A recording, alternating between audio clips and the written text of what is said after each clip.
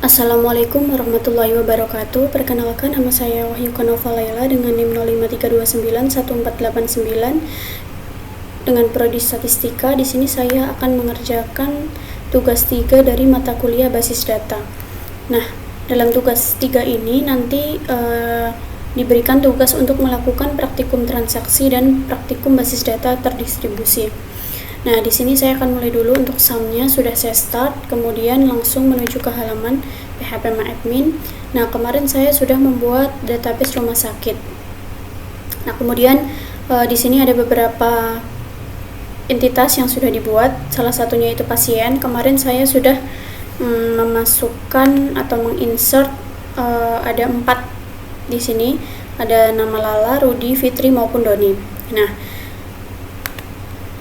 pertama kita akan klik di database rumah sakit, kemudian kita klik routines, kemudian kita bisa create new routine. Di sini kita beri nama transaksi 1, mungkin kita bisa beri nama transaksi 1. Kemudian kita drop saja untuk parameternya.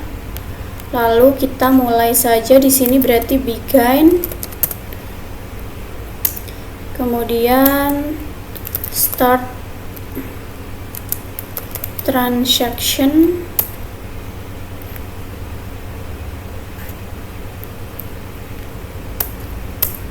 kemudian insert into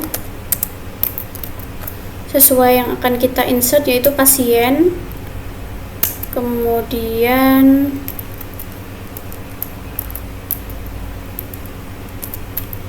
untuk pasien itu ada atribut ID pasien, kemudian nama pasien,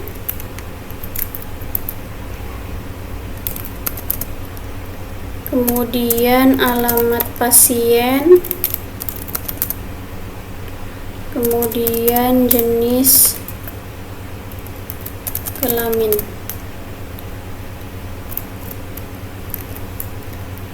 Lalu untuk values-nya, nah sesuaikan sama yang sudah saya input tadi, karena di situ nanti 21 sampai 24, maka kita buat di sini 25. Atas namanya misalnya Sinta. Kemudian dari daerah Jambi misalnya, tanda petik karena varchar, kemudian jenis kelaminnya perempuan. Nah, seperti ini. Lalu select from pasien sesuai yang akan kita buat, terus commit,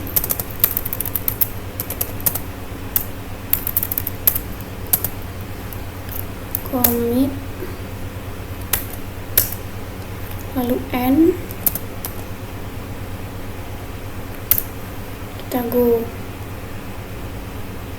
Nah, di sini telah berhasil rutin transaksi 1 has been created, berarti sudah masuk untuk transaksi 1, maka kita execute di sini.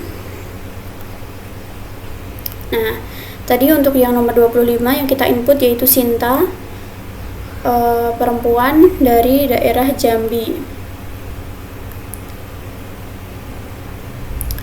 Oke, setelah itu kita buat transaksi baru lagi di sini, create new routines.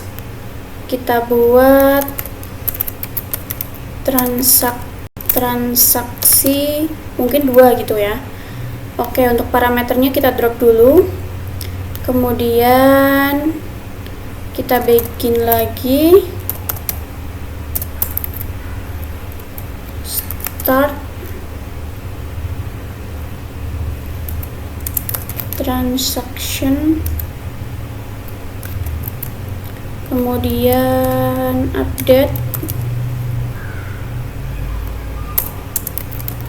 pasien, kemudian set nama pasien, Ya, yang kita ubah misal nama Sinta tadi ya. Nah ya, nama Sinta yang kita ubah, set nama pasien kita ubah yang Sinta.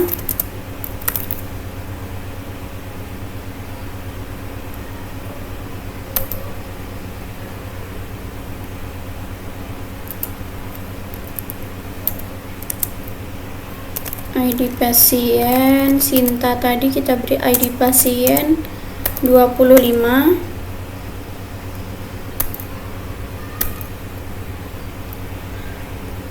Nah, rollback ya. Nah, kita perintah rollback, kemudian commit.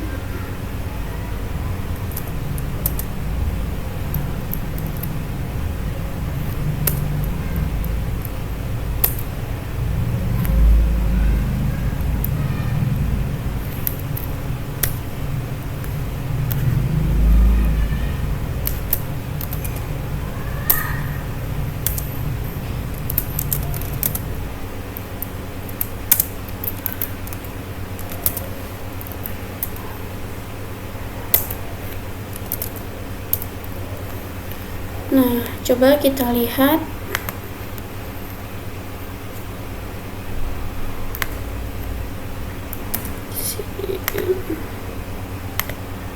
Nah, transaksi 2 berhasil, kita execute aja. Di sini. Nah, untuk Sinta tidak tergantikan walaupun kita tadi karena rollback ya di sini. Jadi untuk atas nama pasien Sinta tetap tidak berubah. Oke. Untuk selanjutnya kita berarti kita buat transaksi yang ketiga untuk fungsi save point ya sama rollback. Kita buat dulu transaksi yang ketiga.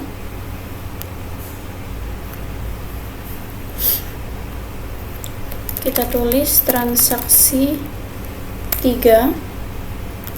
Kemudian untuk parameternya kita drop saja. Lalu kita mulai di sini. Bikin dulu. Kemudian start transaction.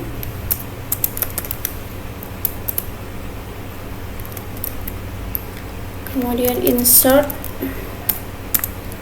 into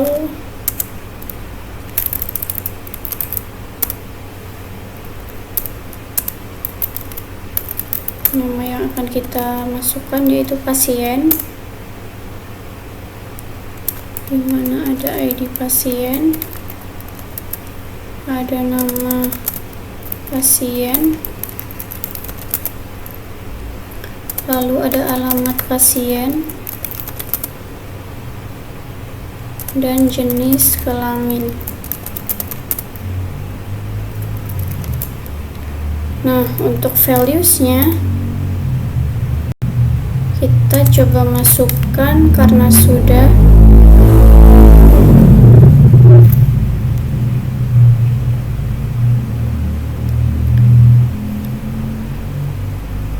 untuk nomor selanjutnya itu kita buat nomor 26. Kita beri nama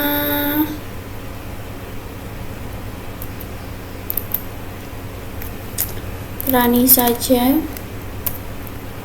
Kemudian alamatnya di Solo misalnya. Kemudian jenis kelaminnya perempuan.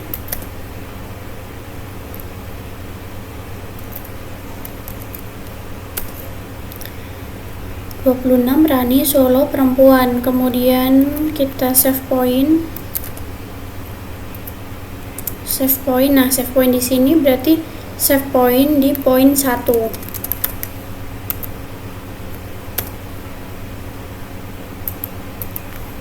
Kita copy aja, kita masukkan yang nomor 27 tapi dengan fungsi rollback yang nantinya tidak akan muncul ketika kita run. Kita ganti saja 27, misalnya kita ganti nama jadi Joko dari Surabaya misalnya. jenis kelamin laki-laki.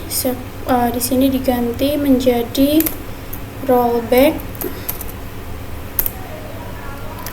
to save point. Poin kembali lagi ke poin 1.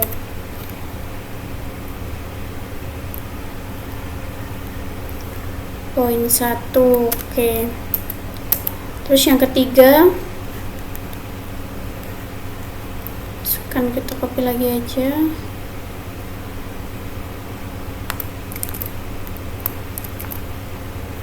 Insert to pasien, ID pasien nomor 28 bernama misalnya Ratih Budi saja, Budi biar laki-laki.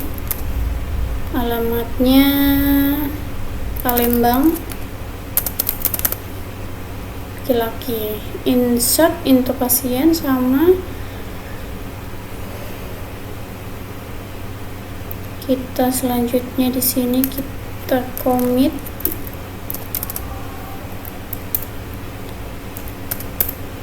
lalu select from pasien lalu end. Nah, kita coba lihat di sini dari mulai save point, kemudian rollback dan sampai kita. Nah, transaksi 3 berhasil. Kita execute aja untuk melihat bagaimana hasilnya. Nah, di sini bisa dilihat bahwa ditambahkan tadi ada nama Rani dari Solo, kemudian Budi dari Palembang. Nah, di sini karena Joko itu menggunakan rollback, maka tidak muncul di sini ya. Berarti sudah sesuai.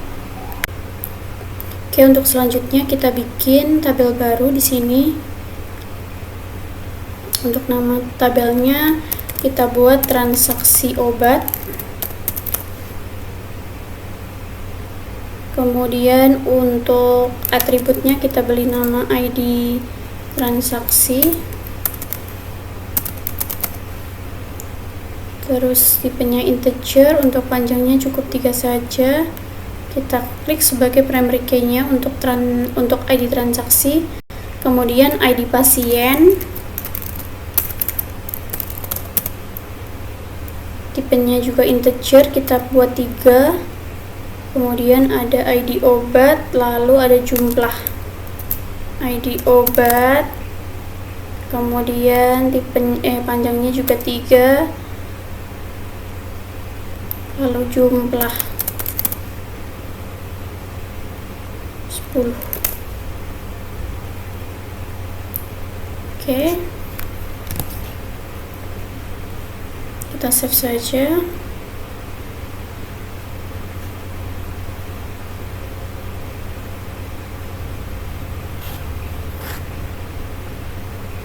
Klik index. Kita klik index. Baik, selanjutnya tambahkan satu tabel lagi di sini. Tabel obat. Kita buat untuk ID obat integer, panjangnya 3. Kita buat sebagai primary key-nya.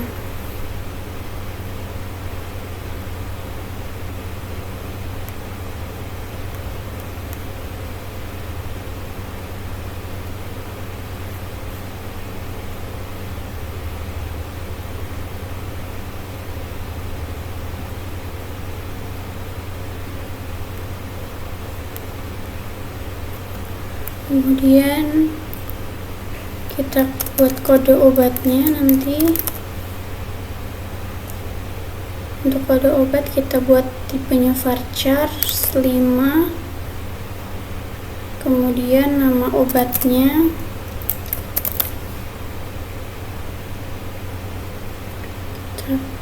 Varchar untuk nama obatnya kita buat mungkin sebanyak 40.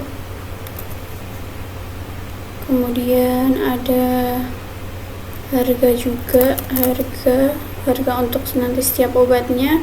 Tipenya integer, panjangnya 10.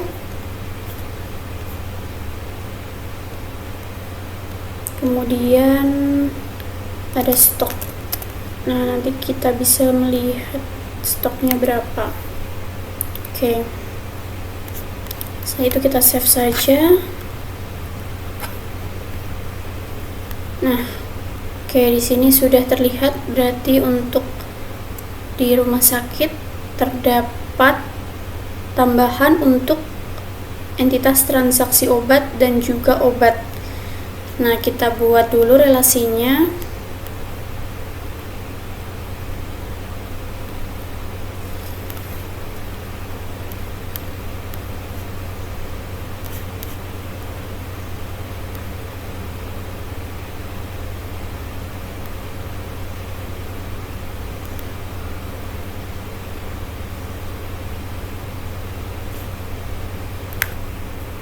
Nah, kita buat di sini untuk relasinya.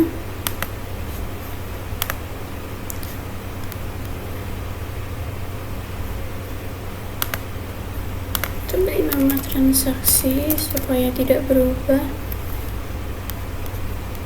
Relasinya untuk ID obat. Nah, untuk relationship-nya itu seperti ini. Setelah kita tadi menambahkan di mana ada tabel obat dan juga transaksi obat, di sini ada relationship-nya antara tabel obat dan transaksi obat pada ID obat, dan antara pasien dengan transaksi obat pada ID pasien. Nah, oke, setelah itu kita lihat tadi saya sudah menambahkan di sini ada 3 jenis obat yang sudah saya tambahkan. Ada amikasin, amoxicillin, dan betadine, di mana stoknya masing-masing ada 10, 20, dan 5. Nah, di sini nanti akan berkaitan dengan transaksi obat, di mana nanti apakah ketika ada yang membeli itu apakah akan terkurangi stoknya. Nah, kita bisa lihat di sini kita triggers karena tadi saya sudah menambahkan di triggers di sini. Nah, untuk transaksi obat setelah insert, oke, kita coba ya. Berarti kita insert dulu. Nah, di sini misal saya nama transaksi 1. Kemudian misalnya Lala akan membeli. Kemudian obat yang akan dibeli itu misalnya obat yang kedua misalnya.